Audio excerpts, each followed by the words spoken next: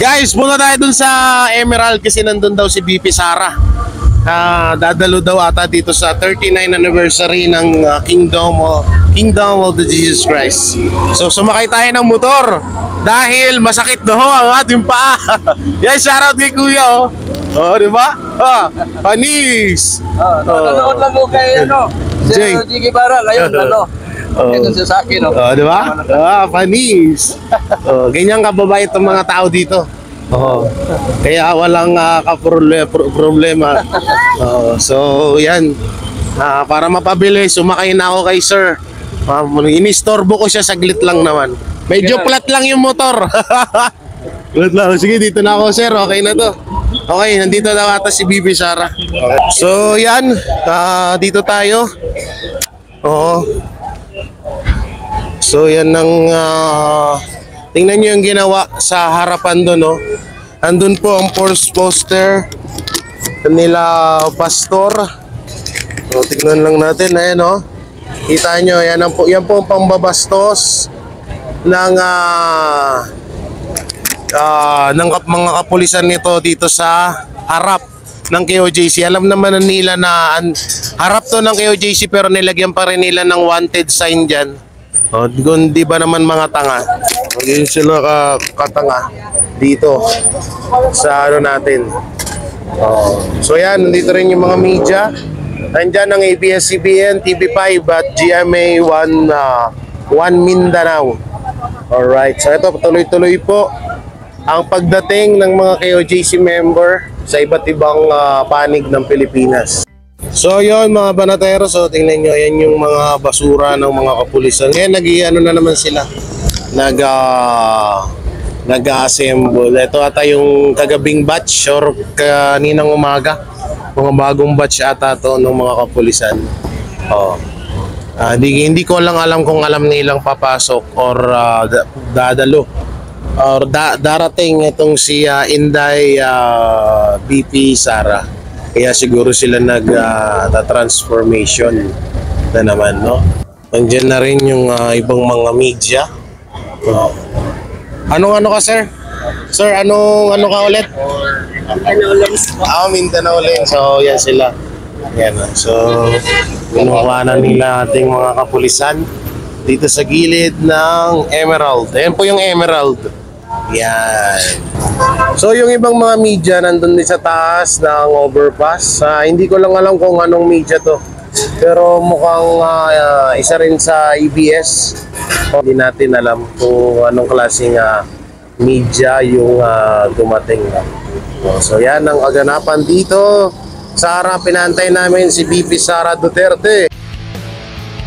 Naging malapit sa ating pinakamamahal na pastor, naging malapit na kaibigan ng ministry, ang kanyang buong pamilya. Kaya sa gabing ito, nagpapasalamat tayo for 30 years, more than 30 years. It spanned decades, the friendship and the love between the Kingdom Ministry and the family of the Dutertes has stood strong.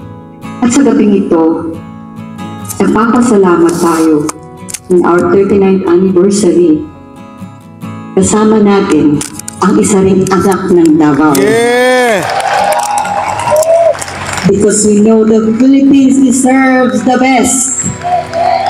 And we are indeed so thankful that Davao City is so gifted. He has gifted us with so much blessings. At sa dating ito, papasalamat ang buong sanghalian. Nakikiisa dito sa Central Headquarters. Bagamat ganito ang ating sitwasyon, pero walang makakapigil sa ating pagpapasalamat, walang makakapigil sa ating pagpupuri, walang makakapigil sa ating pagbubunyi as we celebrate 39 years of the Kingdom Nation tonight. To give us the message, we're indeed so thankful. Ladies and gentlemen, the Vice President of the Republic of the Philippines, Honorable Sara Z. Duterte.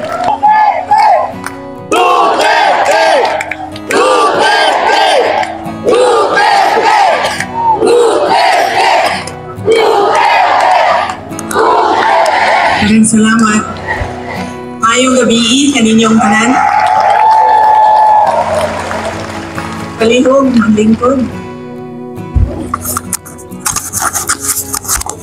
mga kaigsuunan kong Dagueño, ladies and gentlemen, mga kababayan, Wow!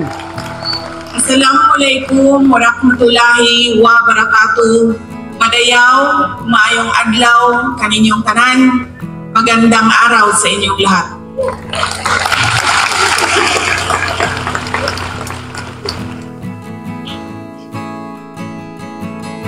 Unahin ko po muna ang aking mga pagpapasalamat. Una po ang aking pagpapasalamat sa Kingdom of Jesus Christ sa inyong paanyaya sa akin na dumalo sa inyong 39th anniversary. Maraming salamat po sa inyong imbitasyon.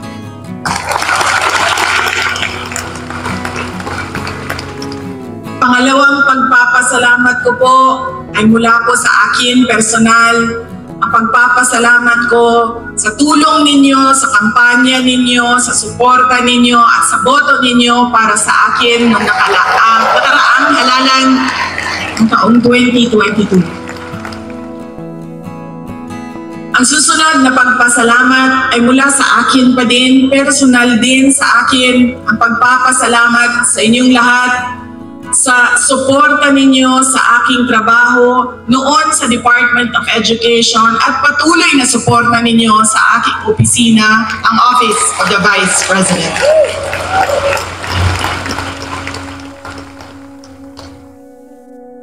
At ang huling pagpapasalamat ay mula po sa aming pamilya, ang pamilya Duterte. Napakalaki ng utang na loob namin sa inyong lahat, mga kababayan, sa pagkakataon na ibinibigay ninyo sa amin na makapaglingkod sa ating minamahal na Pilipinas. Maraming salamat po.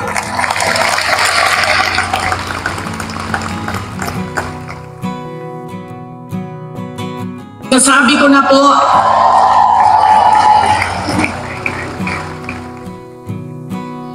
unahin ko po muna ang mga naririnig ko at narinig ko rin na nasabi ng membro ng Kingdom of Jesus Christ na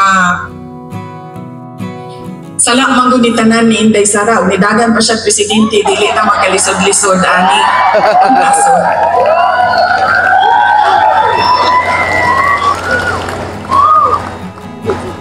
In another forum, I will thoroughly explain myself kung bakit ganon ang nangyari at ganon ang desisyon ko. Pero sa ngayon, hinihingi ko lang ang patawad ninyo na nagkamali ako.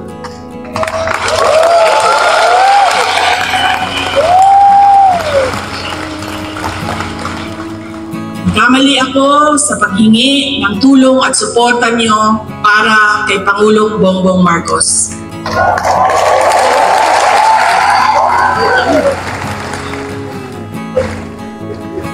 I was on the mistaken belief that we were together on the platform of unity and continuity. Nagkamali ako. Kaya hinihingi ko ang patawad ninyo.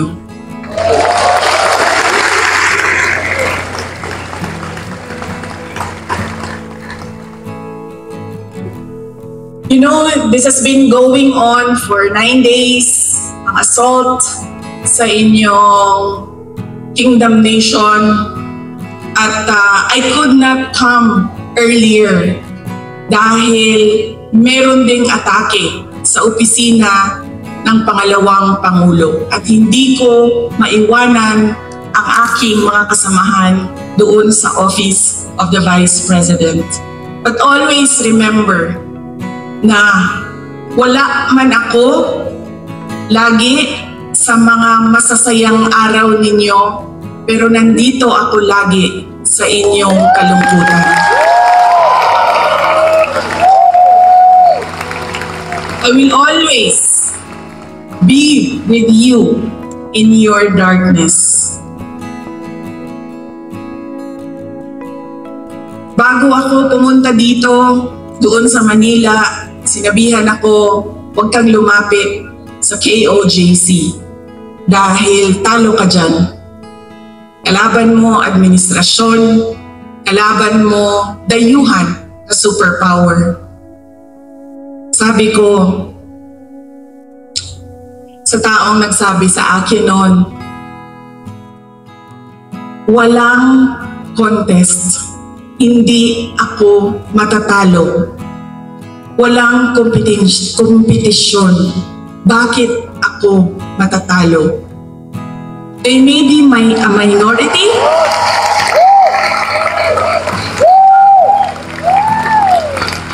they may only be 8 million around the world. Sabihin na natin na 6 million lang doon ang Pilipino, pero Pilipino pa rin sila.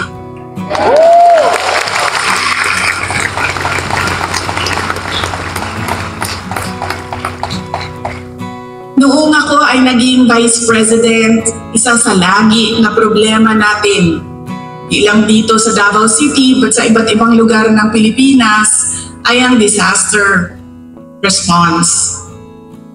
So nung ako ay umupo, in-institutionalize namin ang Disaster Operations Center ng Office of the Vice President.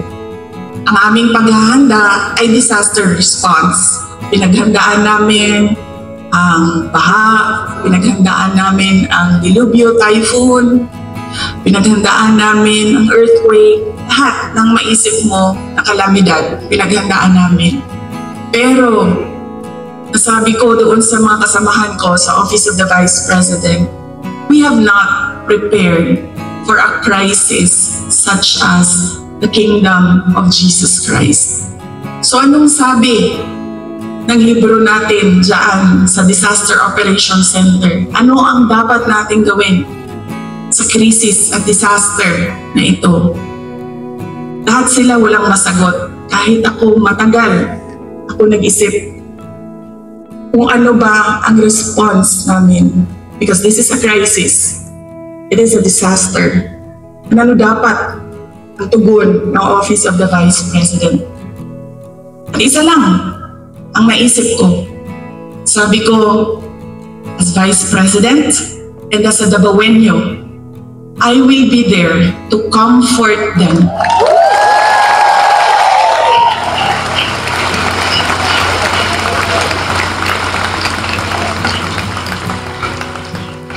I have a moral obligation to assist them. If they feel that they are persecuted, kahit kukunti lang sila, trabaho ko yan bilang pangalawang Pangulo.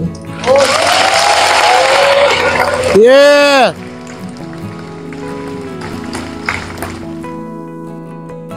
Doon din sa amin, sa Office of the Vice President, sabi nung isang kasamahan namin,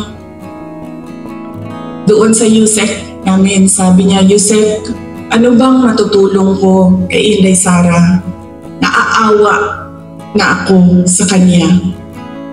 Sabi ko, tinanong ako ng USEC, sabi ko, excuse me, hindi ako kawawa. Hindi tayo kawawa sa Office of the Vice President. Dahil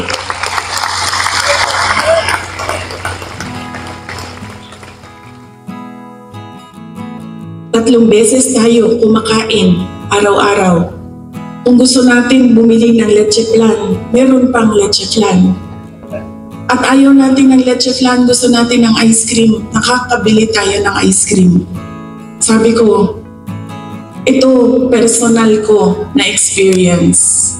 Kaibigan ko, 47 years old, sumakit lang ang likod. Anong sabi ng doktor?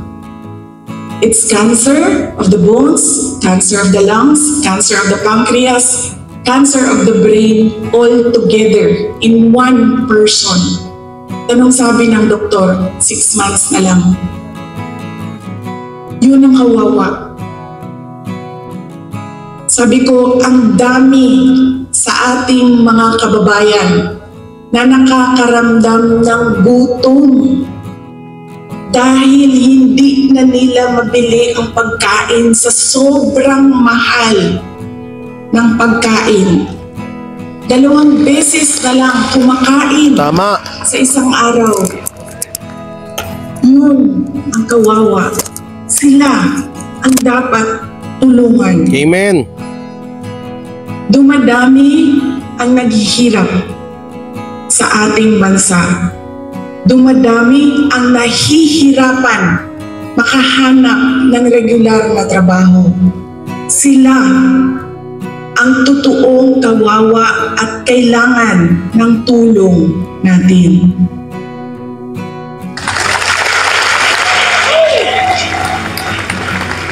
Ilang beses sa pag-atake sa akin, paulit-ulit ko sinabi, magtrabaho muna tayo. Because we owe it to our countrymen, because we made promises on stage, in front of everybody, na we will do something for our country. Paulit-ulit yan noong 1 taon. Hanggang ngayon, sinasabi ko, magtrabaho muna tayo. Mas maraming nangangailangan ng tulong kaysa mas interesado sa politika.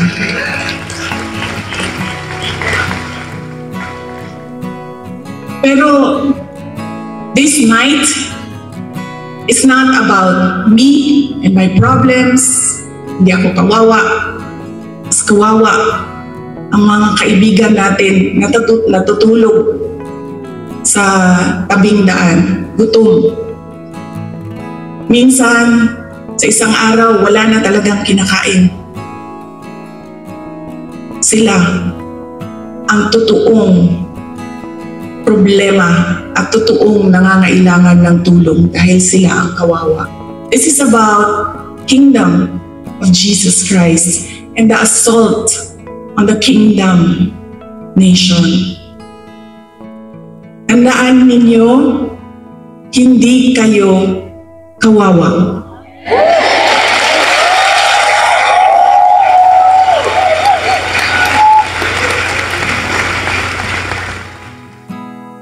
Tungod kay ang langit nung amahan naa pirmi kaninyo.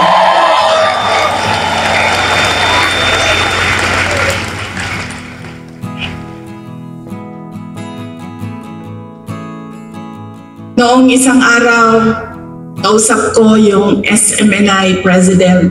Sabi ko sa kanya, "Sir, bigyan mo ako ng update sa mga tao." Sabi niya sa akin, 3,000 kapulis, 4,000 kapulis, 5,000 kapulis, ilang ipadala din sa Kingdom Nation. Nalisang na ang mga tao. Nangahadlok na sila. And then I said, mali nga malisang. Mali nga mahadlok. Kay bawang mo nga no? Gipadalhan mo og 5,000 kapulis na inyong istoryahon, na inyong ipasabot na unsa na ang atong nasod, asa na ang rule of law.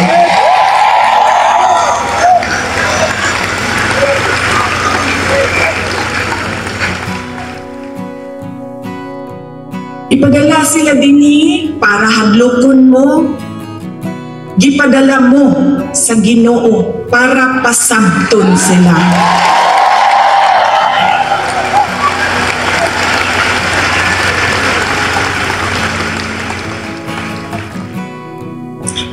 If they come from a place of violence, the Kingdom Nation is the expert on peace. Kay bao, anak. Dagaweños are peace-loving Filipinos. And in fact, dili lang Dagaweños, because the kingdom nation citizens can be found all over the country and around the world.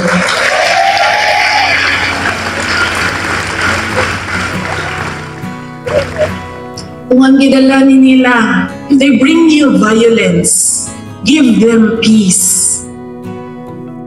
Show them peace.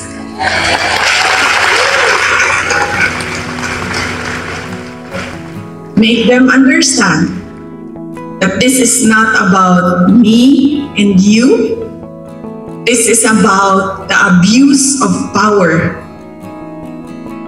and the assault on the freedom of religion.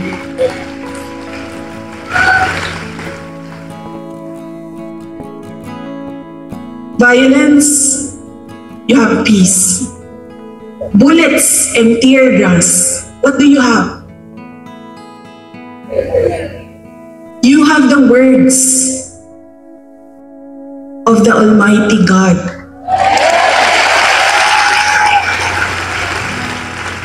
You have the Bible. Padalhan mo nila og bala, tirahon mo og tear gas. Preach to them the words of God.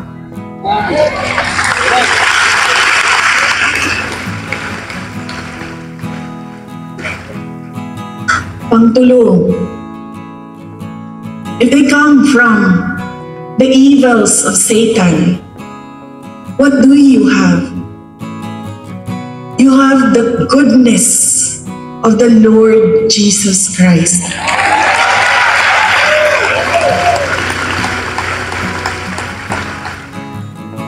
And always remember, kahit saan ka man pumunta, lahat nagsasabi, good triumphs over evil.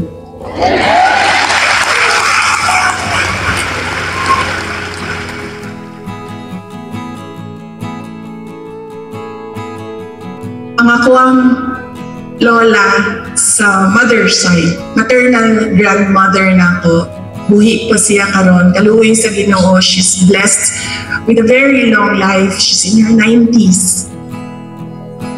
Lumad sila dinhi sa Davao del Sur o Davao City, sa Padada, Davao del Sur o diri sa Davao City.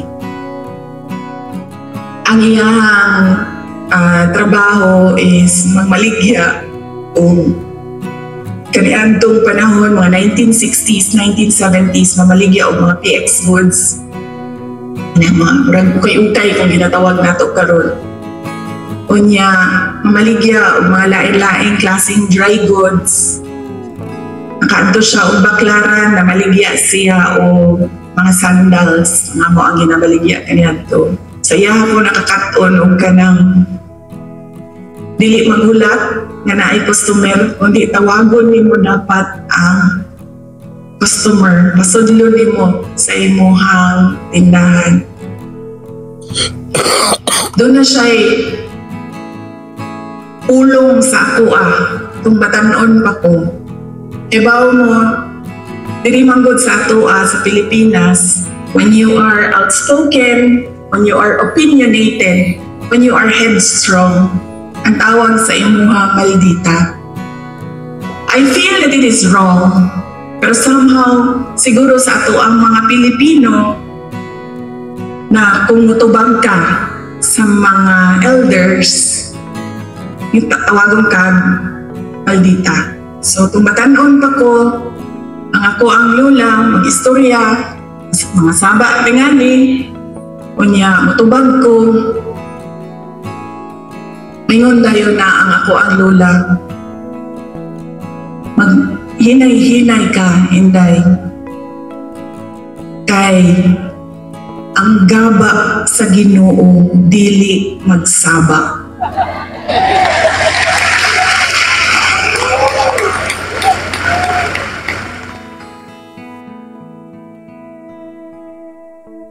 Through the years, while I was growing up, mo ginako ang mahinumduman. Ang gaba, dili magsaba. Mo nang nagkaroon ko og hadlok. imagine ni mo, maabot lang kalit, di man lang magsaba-saba, di ka kasagang, tungod kay ang gaba sa Ginoo dili magsaba.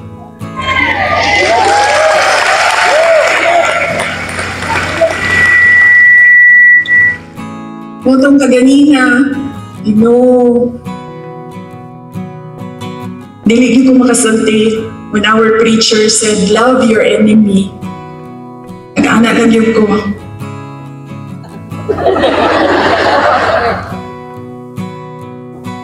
Wala pa ko sa punto sa mga miyembro. I am not in that level of spiritual enlightenment.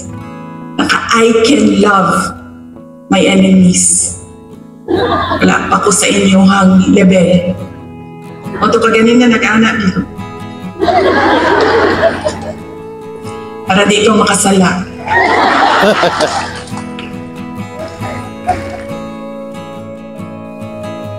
But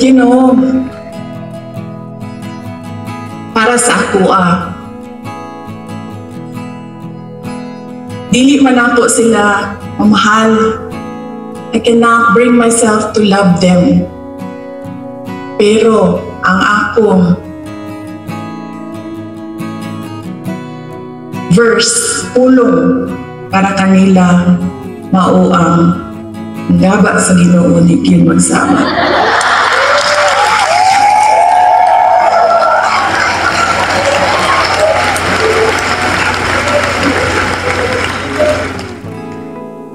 Mauna siya prinsipyo sa ako ang lula po rin. And God will take care of you all the more because you can love your enemies, you can forgive. So you will gain victory.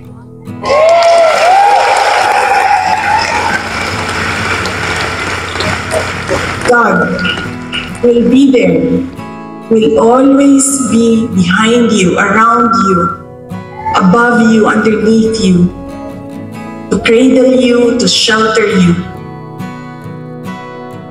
Because you know His power over all of us.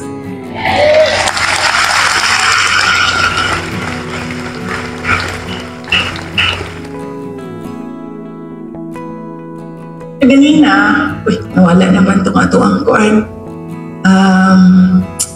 background. Kaganina, sige kong tanaw sa inyong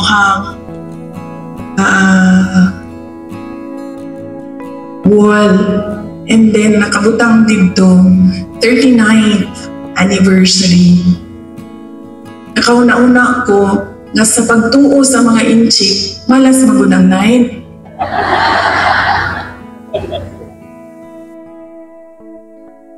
Muto na kaanak ko, siguro sundo na to, wala may mawala sa ato Kung sundo na to ang tinuuan sa mga inchi, na dili ka mag-celebrate of 9. So this is our 40th anniversary.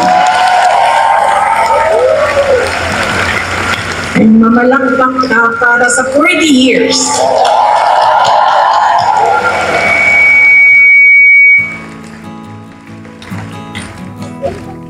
You have come a long way from 1 to almost or approximately 8 million around the world.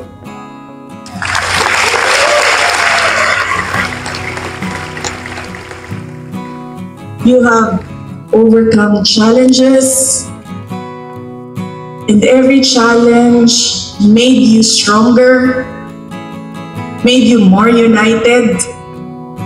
And we can see that now. There is another challenge before you, pero naagihapon mo sa ngalan sa Ginoo.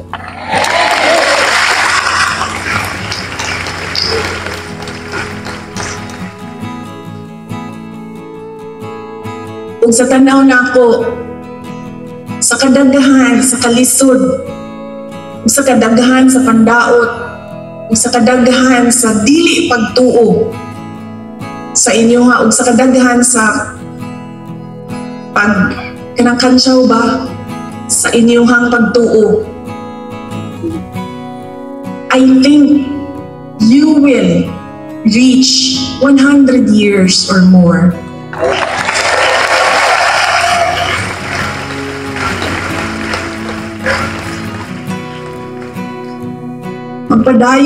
Magpadayon mo basta ang inyong pagsalig o pagtuo ugot dinha sa Ginoo.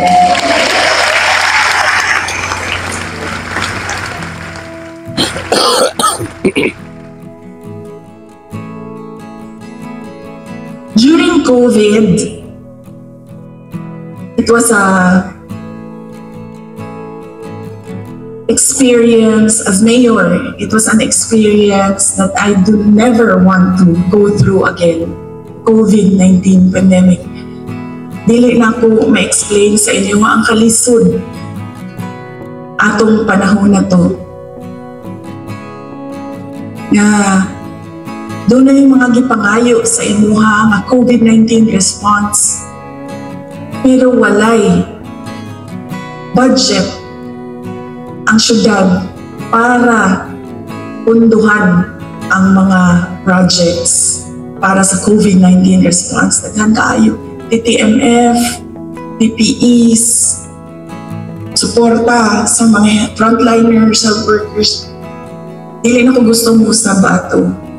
Pero doon ako yung mensahe sa mga Dabawenyo, maupod ang mensahe nako sa inyo ha, karon dili lang sa mga naadinhi sa Davao City, kundi sa tanan ng miyembro sa Kingdom of Jesus Christ.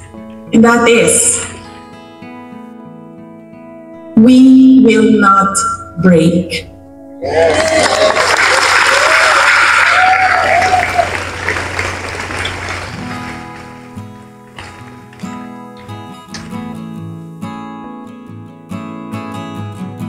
On my way here, kaganina, nag-inong ko nga,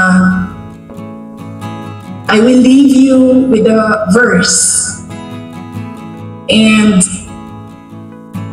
nangita ko og verse, butang na ako dito, being afraid.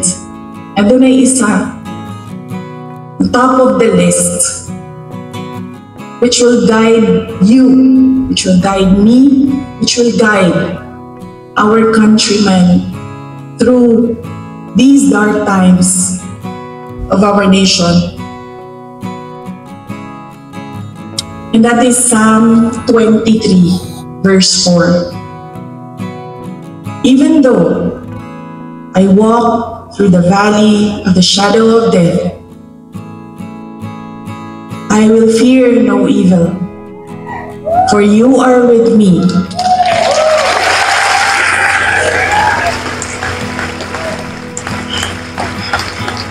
Your rod and your staff, they comfort me. Ayaw mo kalimot na ay Ginoo na nagtanaw sa ato ang tanan.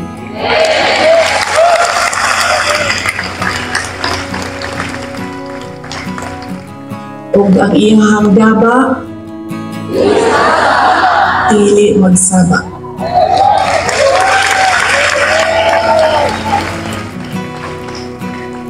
Let us clap for 100 more years.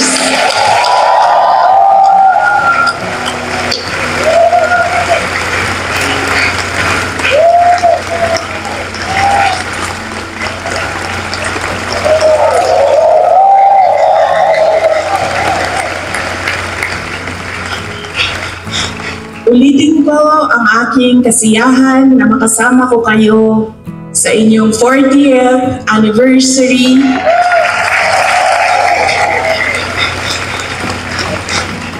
We will not break. Happy 40th anniversary, Kingdom of Jesus Christ. God save the Philippines. Shukran.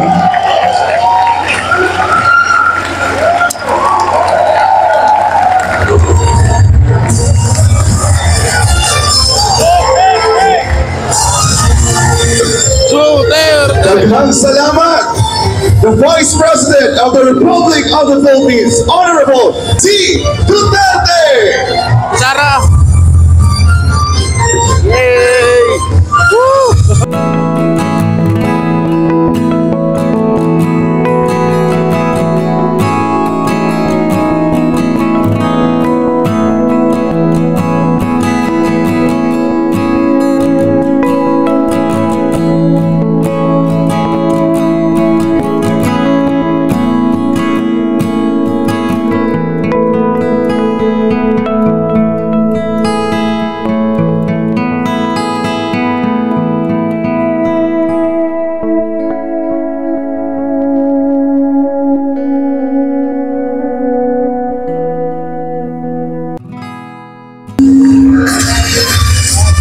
Tanis, may picture Once again, ako. we would like to thank our beloved Vice President for Magpa-picture taking din. her time to Lumakas. visit us. Kay Bibi Sara.